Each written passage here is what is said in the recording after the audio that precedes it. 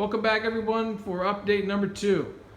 So this week I'm going to talk about a few corals I added and a couple changes I made. Alright, so let's get in here. Let's see, this first coral I added here is this Reef Pink Floyd. I love how the Pink Floyd looks when it's like a full-grown colony. So hopefully we get it there and it's going to look beautiful. The next coral I added here is the torch coral. I wanted to add it to try to get a little bit more movement in the tank, since I'm an SPS fan. Not much movement. The only other movement I have is the frog spawn and the star pops that I keep over here on its own little island to try to keep that from spreading and smothering everything. And last over here I added this Ice Fire Echinata right there, which is nice. I've only added it like an hour ago. I can still see a little bit of polyps. It's hard to see them here, but I know they're sensitive coral and they kind of stress out easy. So wish me luck. Hopefully that one's going to look good. Alright, now for the changes. My nitrates are usually at 0, which I usually don't like them to be at 0. Most people, you want to have a tad bit of nitrate. Something below 5 parts per million generally is a good idea. A little bit of phosphate. But mine are at 0 again.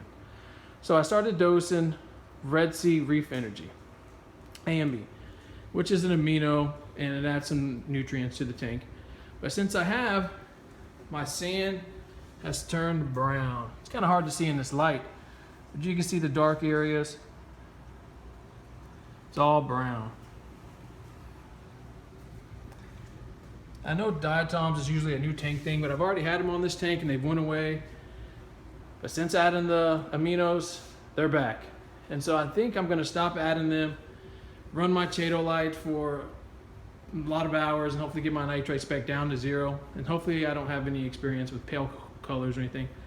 I haven't before because I feed a ton in this tank. I'm feeding probably 4 cubes of frozen food a day in here. And I'm actually even still target feeding. I target feed a little bit of oyster feast and this other kind of stuff that's kind of like reefoids.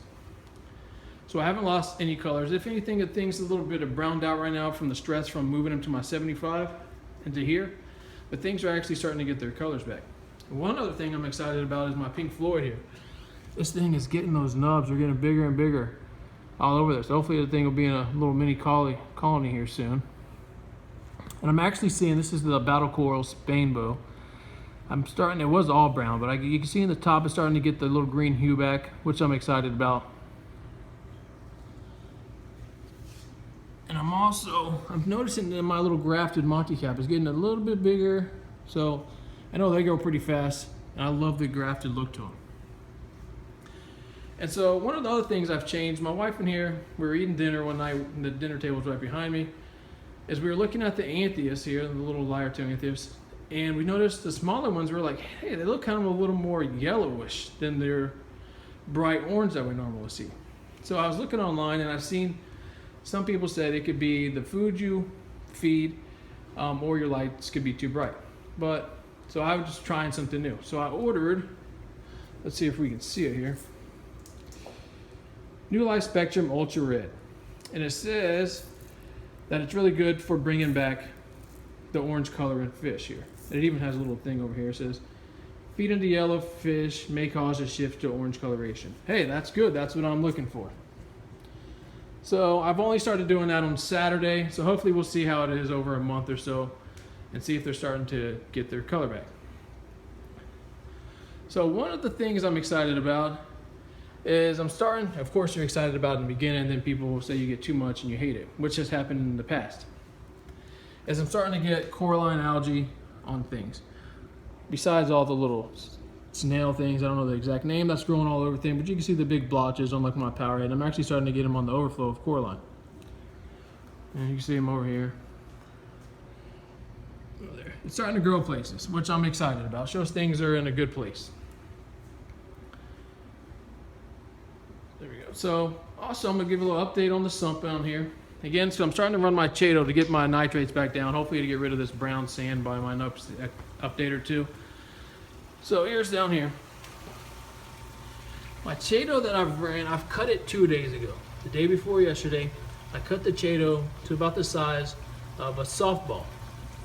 And right now, it's kind of hard to see, but let me see if I can get a better view. Nope, that's not gonna work. It's like the size of a volleyball, if not bigger. It's growing really well. And so that's why I think if I drop my nitrates back down to 0 and I just keep feeding heavy, target feeding, hopefully I don't lose colors, and hopefully my sand cleans back up. Oh yeah, I can almost missed it. So it's hard to see them in there, but I added a cleaner shrimp a couple days ago. And my hope was, which I was nervous about, because I have so many wrasse. I have 4 or 5 wrasses, that they were going to eat him, and he's kind of small. Because I lost my old cleaner shrimp when I transferred everything over to this tank. So I wanted to get one. I like them. And he hasn't been eaten yet, so hopefully he doesn't. All right, so that's update number 2. I'll see you guys in a week, and hopefully this brown sand is gone. All right, thank you guys for watching. I appreciate it.